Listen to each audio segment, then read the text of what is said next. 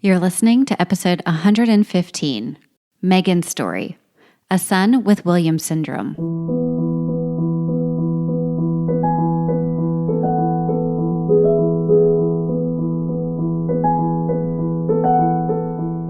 Hello, my friends. I am so pleased to introduce to you today Megan Lenahan, who is the mother of 3 wonderful children.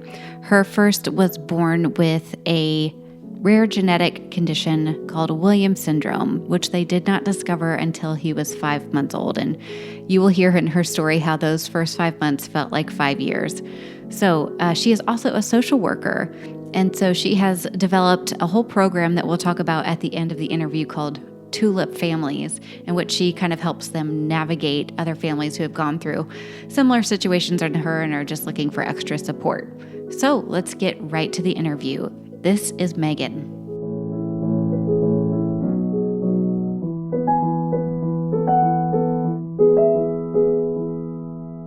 Before we jump into the episode, I wanted to let you guys know that if you are a parent, a child life specialist, or professional working with children, you're going to want the hospital or physician's office or urgent care that you take your kids to have the Child Life On-Call app.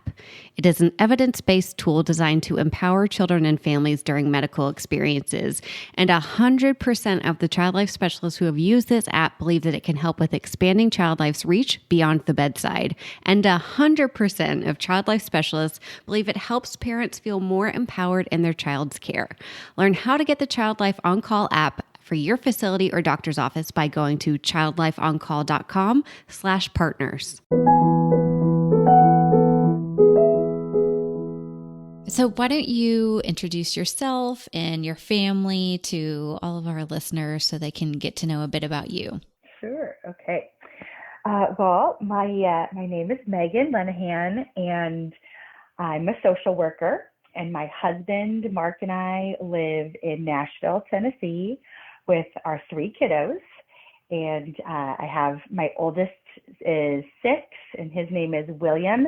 And he has a genetic condition called Williams syndrome, which the name is totally coincidence. Oh my gosh. This is very cute. Yeah. So funny, I said he's 6. He's not 6 yet. He'll be 6 this summer. But in my head, we're getting ready for kindergarten and all that, so I keep thinking he's growing up so fast.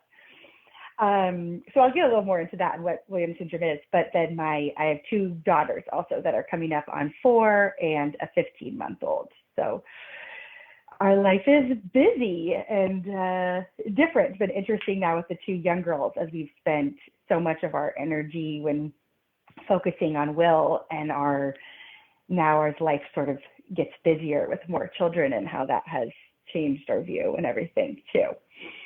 Oh, absolutely. And just as you add more people to the family, things get crazy. And then when you already kind of have a lot of things that you're juggling, I imagine it can get a little nuts. It does. Yeah. But, so Williams syndrome, which is sort of how I found you and Child Life, and is a genetic condition that is a spontaneous deletion on the 7th chromosome. And that spontaneous meaning is sort of just a fluke thing. We don't really know why it happens right at conception. But we didn't find out he had that until he was about 5 months, which 5 months seemed so young, but 5 months felt like 5 years. And we were trying to kind of figure out what was going on with our first. It was our first, and we think about that now and how our perspective may have been different if we had already had other children. But we didn't know what we were doing, Yeah. Well, yeah. Talk to us a little bit about like the pregnancy. I guess everything kind of seemed pretty typical. And then what was that challenge after he was born that you're kind of alluding to? Felt like it took a really long time to get to a diagnosis. Yes. So he, like you said, pregnancy was really uneventful. And then I was induced when I was 39 weeks because they thought I was measuring small, right? So everything seemed fine, but the OB said, we're going to induce you tonight. It seems like they did an ultrasound. It looked like he was small for being 39 weeks. They thought maybe it was that intrautero growth restriction. They call it IUGR. He wasn't getting enough nutrients, and it'd be better to get him out. And so my husband are like, okay, whatever. You're like, I'm ready to meet him. Yeah, exactly. And it was a really long delivery because he was not ready at all. And it looked, it was almost just sort of really like 2 days before he actually came. And then my husband and I were recently reflecting, they brought him down to the NICU, and I was so exhausted. He was so exhausted that we don't even kind of remember how he ended up there. It just kind of, next thing we knew, that's where he was. And I was, still in recovery. And the rest is sort of a blur, but he spent a week there as they were thinking, he has some glucose issues. There's lots of little things that they were noticing, but no one seemed too concerned about anything then. And they discharged us after about a week there. But then simultaneously, we were preparing to move down to Nashville. So I should say he was born in Chicago. And we had already planned to move down to be closer to family. And so when we got here, he was 6 weeks old, and we had a new pediatrician who had a fresh set of eyes and I wondered what was going on. And in that period of 6 weeks, again, anyone who's a parent, you can remember it's exhausting no matter what. And we didn't have anything to compare it to, and he just truly was not sleeping on his own at night at all. And he was what maybe we thought was reflux, but he was, sorry about that, just vomiting a lot. And he seemed really uncomfortable, and just all these things that a lot of people said, maybe he's just a spitter, Sure. It's hard. It got a lot of that. But this pediatrician with a fresh set of eyes and had heard a heart murmur, which also previous doctors had sort of dismissed as, a lot of babies have heart murmurs, and again, we just didn't really know. So this pediatrician thankfully decided to send us to a cardiologist at Vanderbilt. And still it was, they noticed some narrowing in the pulmonary artery. But it's interesting looking back now, it was all, I didn't know how much was to be cause for concern, or was people seemed to just say, this is just things we're doing to make sure everything is okay, But as a mom, I always really felt like something seemed off, about him. I don't know if it was mom instinct, but a lot of my relatives or friends would say, no, just babies. And a lot of people kind of dismissing, I felt like, what seemed significant to me. Right. And I remember I've heard some people share similar sentiments on your podcast. So it's interesting to hear other people have that feeling. And anyway, to make a long story long, as I'm going on about this, so we get the cardiologist still said, okay, we'll come back in about a few weeks. We'll do another echo. Babies are really wiggly. It's hard to tell what's really going on. And then I can remember being in the pediatrician's office and William, huge vomit on the pediatrician. Perfect timing, buddy. Thank you for performing. Yeah. Exactly. And she said, that's what you mean. That's what I need, And it was exactly what I needed. And then eventually he wasn't smiling. That was the first milestone where I feel like I started to get people to pay a little closer attention to what I was seeing. And they referred us to a geneticist where they did a blood test for us. and then a follow-up at the cardiologist. It kind of the stars aligned, and the blood work and this cardiology appointment kind of all happened at the same time when I got the answers. And that's how he has a heart condition that's a stenosis of the supra aorta in the heart. And that is very unique to Williams syndrome. Okay. So the cardiologist says, I think this is what looks like. And by that time, my husband and I we're kind of wondering if things were starting to sort of piece together, I guess. And it felt like things were getting bigger at this point. And as you could kind of sense the doctor sharing, getting ready to share what he thought was challenging news for us. And it was. So anyway, I'm all over the place.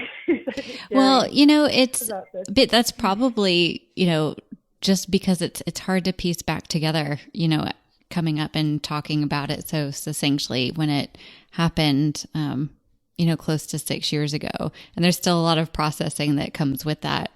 So I'm curious about, was Williams syndrome on your radar? Like, had you done any Googling or or was it like, what are you talking about, Williams syndrome? What does that mean? What was that experience like for you, the actual diagnosis part? Yeah, it was, it was, yes, I had one, it had come up once with some, like a neighbor of someone who had had a cousin who had it, and there are some facial features that are distinct with Williams syndrome. And so that had come up, and I remember it was a conversation that someone had mentioned it, and almost as if they had wished they hadn't said it, out loud situation. And I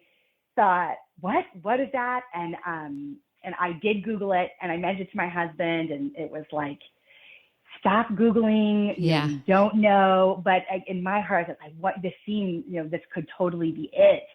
This could be it. And so yes, I had this sort of idea that maybe that could be. So by the time that the cardiologist, I could sense something. I remember squeezing my husband's hand, thinking, "Oh my gosh, it was that." Is what it was. So yeah, I kind of even forgotten that until you mentioned it. I've one of the first episodes of the podcast. I think it was episode 4. I'm probably incorrect. Her name is Abigail, and her son was born with spina bifida. And right before their 20-week ultrasound, for some reason, she was sitting in the waiting room or in the doctor's office with her mom. And her mom was like, "Oh, did you hear about this, child that was born with spina bifida?" And it's like, it was so random. And then they go, and it's interesting, all of the stories that I hear, and maybe where these little thoughts come in. Or Courtney's story, her daughter had hypoplastic left heart syndrome, and she had coincidentally written a paper about it in high school. It's these little nuggets that are really ironic for sure. And so when he explained Williams syndrome to you, did he give you kind of the this is what we're going to do, this is the plan, here's how we handle it? Or was it what was that experience like? Oh, right. No. And that's what I'll talk a little bit more about now as I'm shifting gears and trying to get, to use my social work skills to help families. Oh gosh, no. This is your story from being a mama. So if you want to do that, but Oh yeah, no. It's funny that you say that, because this is my inspiration for doing the work I do, because I felt as though as a mom, that I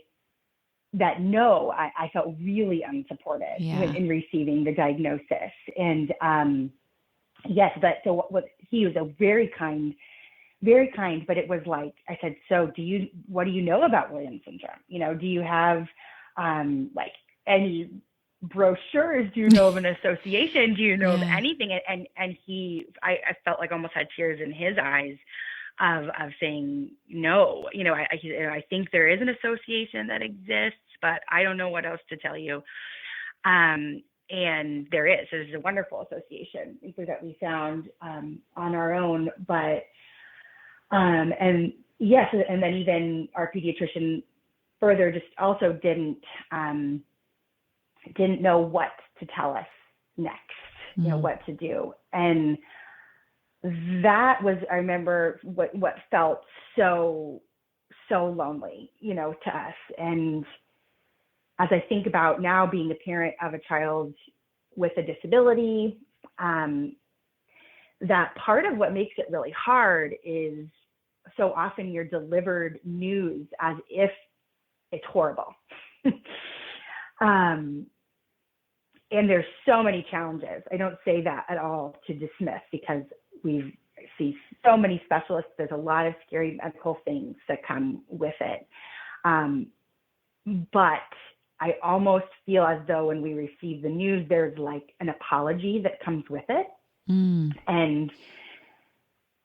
it doesn't, I wish it wasn't that way, because I now, with hindsight, it's like, it maybe wouldn't have felt as scary if there was more of, if it's more resources or more hope of real, you're reminding us that our child is still our child.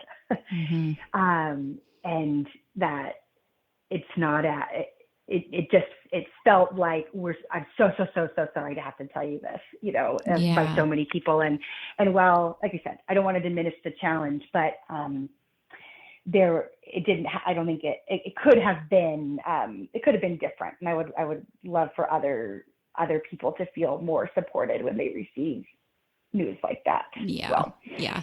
It's an important mission. And, it always amazes me, because really it takes, and I'm not the same as you, like, I'm not diminishing the work that goes in. Obviously, a cardiologist is a highly skilled, smart individual. But when delivering news like this, we know there can be a better way to do it. And when they're in med school, I just want them to come take a child life specialist class. Yes. And we can say, look, you're learning so many things, but this is what families remember when these moments happen. Oh yes, it's so true. And right. And to be clear, I think so often these are they are such caring providers, right. and I think sometimes that's why the emotion might come through because of that. But people like you, child life specialists that are more trained and have in that type of delivery is so needed, I think. Yeah.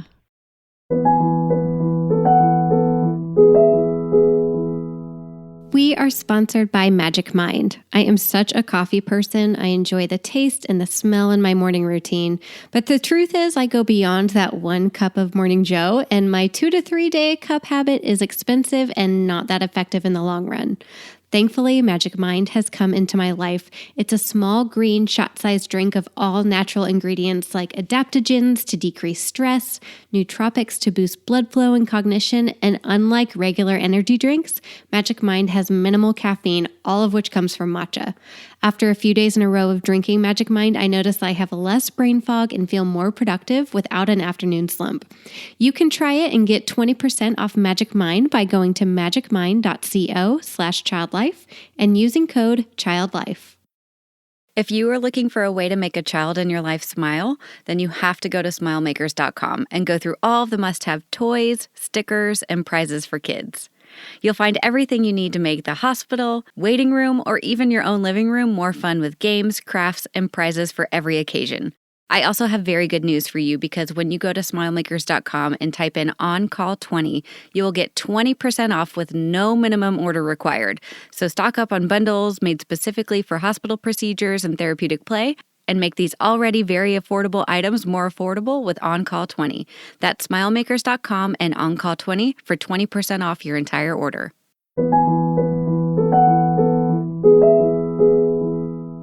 you finally got the diagnosis and you came home and you told everybody, or I don't know if you didn't tell anybody, how did you guys kind of handle the stress that comes along with being like, okay, this is what we're going to do. This is how we're going to move forward. Yeah, it was really, really stressful. I think we each sort of, my husband and I, chose certain people in our families that we told first, and then they helped us share the news with our other. We both have pretty big families, and eventually we did send like a larger email at the time and share on social media with people. And it felt, it was kind of like simultaneously feeling like we needed to hit the ground running and get everything all set with what did he need to do for early intervention. And then all of a sudden we had this huge list of specialists that we now needed to see because of all the different ways that his body impacted that we probably couldn't see, visibly or nobody knew yet. And so we were managing that, and we had both sets of parents who have professional background in different areas, that were wanting to make sure that they were supporting us. And it was a lot. And I think as a social worker and mental health background, I like right away told my husband, like, we need to go see a marriage and family therapist like now together. Wow. And I think that was hugely helpful for us.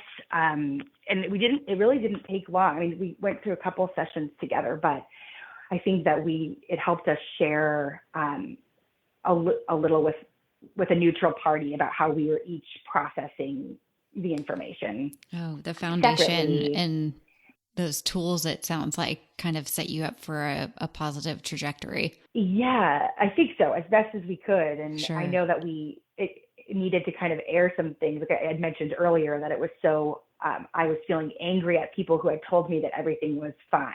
Yeah. And it was helpful to say that with my husband there, and then he had other things I'm sure that he felt and that we kind of got those out of the way, to be able to game plan together. And so that was so helpful. And we just learned together, I think, just like any family, as you kind of you get used to being your own, away from your families of origin, and you're creating your own family. And especially when you're with a child that has complex medical needs or disability, it's like, I realized that it was all about what was going to be best for Will, at that time, and for our family, and that so many people now had even more opinions about how to help and what to do, and from our extended family. And we learned pretty quick on how we were going to need to create boundaries and trust ourselves and not others who weren't living it,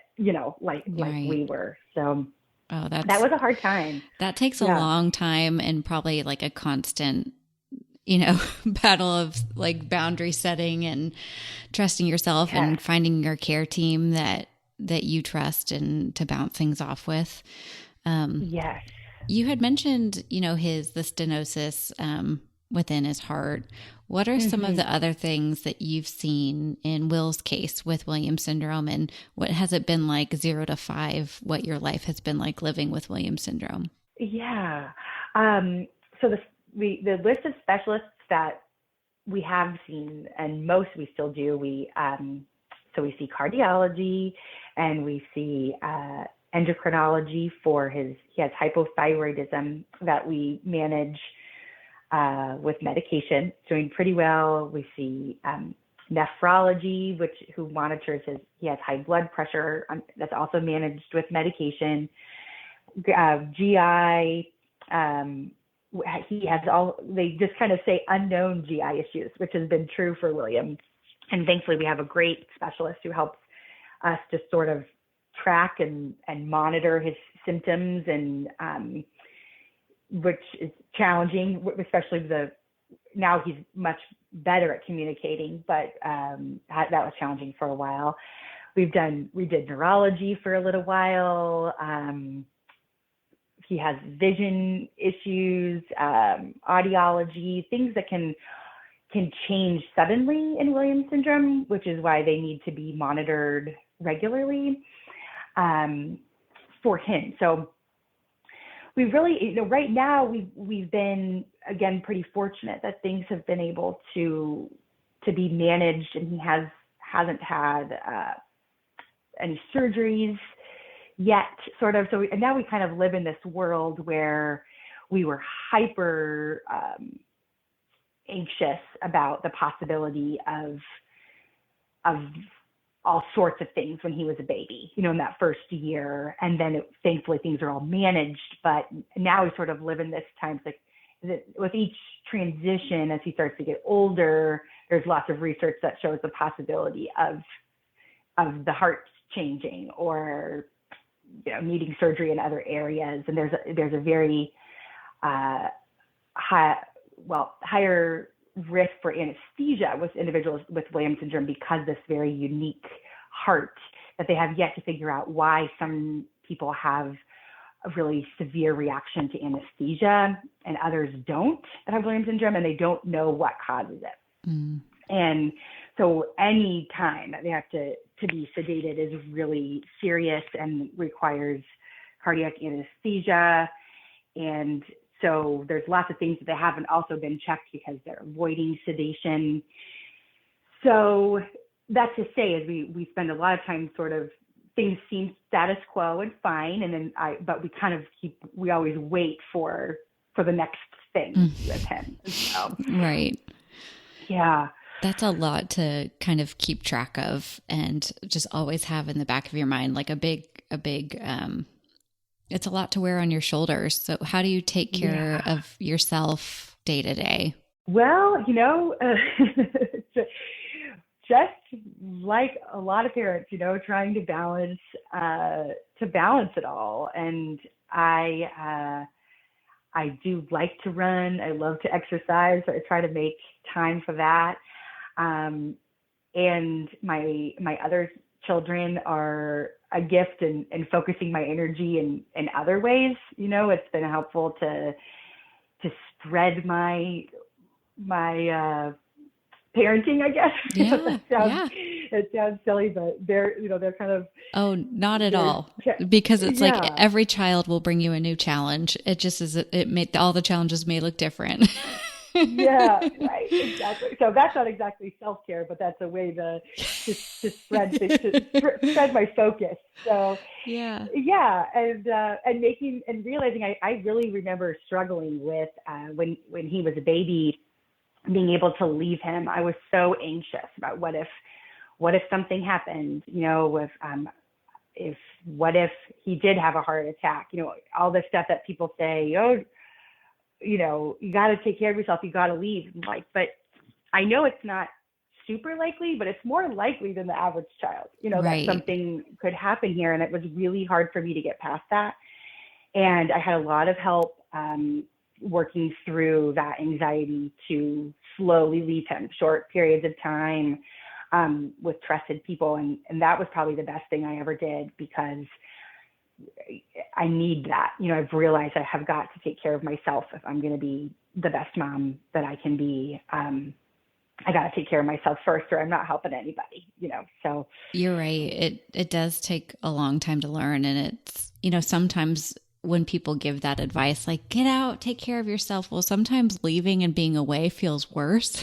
Yes. Right. And like, I think there's a time in life where like being actually happy on the floor with your baby in your living room where everybody is safe and you have what you need feels good. And that's a part of it too. Like leaving is great. And when you feel they're in a trusted position and you're emotionally ready to leave, that's great. But being with your baby too, and feeling, calm because you're together is also good. Yes, right, exactly. And I even remember having my therapist, who helped me a lot, was like, let's try baby steps. Like, what if somebody can hold him in the living room while you are by yourself for 1 hour in your room watching TV, or just ways to just slowly seducing, so that because I had the exact same experience that you're saying. It didn't feel good to leave. I wasn't relaxing. So Right. How could you get do there? that? So yeah, I think that's a huge thing to work through for parents. To find that support is great. So tell us a little bit about Will today. What kind of kid is he? What are some of the things he's taught you throughout this journey? Yeah. Oh, he's so funny. He's a challenge. He's a pain in the butt, like a lot of 5-year-olds. And I have one. yeah, exactly. But he's great. And now, so we're transitioning. We've been in this really safe, inclusive preschool where he's been for 4 years. And he has really excelled. And so now we're preparing him to go into our zoned public kindergarten. And so new kinds of challenges arising, but he's made such great strides with it. Language is a really strong place for him. He loves music so much, and that's often a characteristic of Williams syndrome, is a strong affinity for music. Oh, wow. And so we haven't yet to see any specific talent or anything, but he can memorize songs. You can tell he really just feels music in a unique way. Cool. And he loves people a lot, to the point where often feels an extra amount than a lot of typically developing kids. Or he'll cry at just a neighbor leaving that he's been playing with all afternoon, which is very sweet and heartbreaking also, and how to sort of navigate helping a child like that learn boundaries, and honoring how he's feeling. So we're kind of dealing with those new challenges with him, but he loves his sisters and hates them the same. That's like a lot of typically developing kids, and it's kind of fun to watch those relationships change. So yeah, he's a stubborn kid, and it's fun to watch him in a unique way that has taught us a lot to really appreciate, like, every little milestone that he accomplishes is special to us, and it's still that way. And watching our girls who are developing, typically we think, whoa, look how quickly they just picked that up, Yeah. Oh gosh. Yeah. Oh, it's great. It really is great perspective there. Absolutely. So talk to us a little bit about, recently in the past, I guess, year or two, you've really developed this program to meet the needs of families who had a similar situation that you did. Tell us a bit about what you've created and what you do, and how people can get in touch with you or follow along with you. Sure. Yeah. So, like I said, I realized that there is a space for me to use my personal experience with my professional skills as a social worker. And I've longed for finding a provider who can help centralize our care for William. And when raising a child with a disability, when you're encountering complex medical needs, with navigating the education system, with finances and government resources, and your own little family unit, and mental health and all of that comes with it. And while we have lots of different areas where people can support us, it's great. We mentioned the great providers and teachers. There's just not enough time in everybody's day to connect us to the next resource that we need, or understand planning for the future, or taking time to kind of walk you through how to just navigate this world of disability or neurodiversity, or depending on what type of diagnosis your child has. So I'm hoping here in Nashville to be that type of provider for families, that a doctor could refer a family to me after receiving a new diagnosis or preparing for a transition, so I can sort of be a guide for families to know, to be a personal representation of things can work out, and here's how I've managed it personally, as well as building this sort of professional network to connect people to the right people who can help them in the community. What a huge gift that would be, to have somebody not only who is professionally connected, like you said, but somebody who has personally gone through it and can speak to it. It's almost like a mentor on, Right. on steroids, like somebody who could be there and lead you and guide you and help you navigate. And how can people find out more, or find out if they could work with you? Where can they get connected? Yeah, thanks, Katie. I hope so. So it's called, I've called it Tulip, like the flower. And I got the name from Emily Pearl Kingsley's poem called Welcome to Holland, which some people might know, is a beautiful poem that describes the experience of receiving a diagnosis for your child, and how when you're preparing to have a baby, it's like you're planning for a trip to Italy. And then when you land, you actually land in Holland. And it's not that Holland is a terrible place, but it's just that it's different. And there are beautiful things there, like tulips. And that's where I got the name from. So if you're wondering where that comes from, so you could find me, the website is Tulip Families, and I'm on Instagram at Tulip Families, and send me a DM or contact me through the website, an email. I also have a real, I think part of this mission is helping providers also to connect with each other, and know how a speech therapist can support their clients better when they know more of what's going on in the community, and who's doing ABA therapy well, or what psychologist is really going to be a champion for families with evaluations. And I want to connect professionals to each other as well. That's something that I'm working on. So I'd love to work with any and everyone who wants to serve their patients and families beyond just their session or classroom time as well. I love that. Well, thank you so much. Do you have any other stories or things that you wanted to mention about yourself or Will or your family that you didn't get a chance to? I don't think so. I think that's great. Thank you, Katie. I really appreciate it. Of course. Well, I'm so grateful that you came on here, and tulipfamilies.com. Is that correct? Yes. Okay. Awesome. Thanks so much. Thank you, Katie.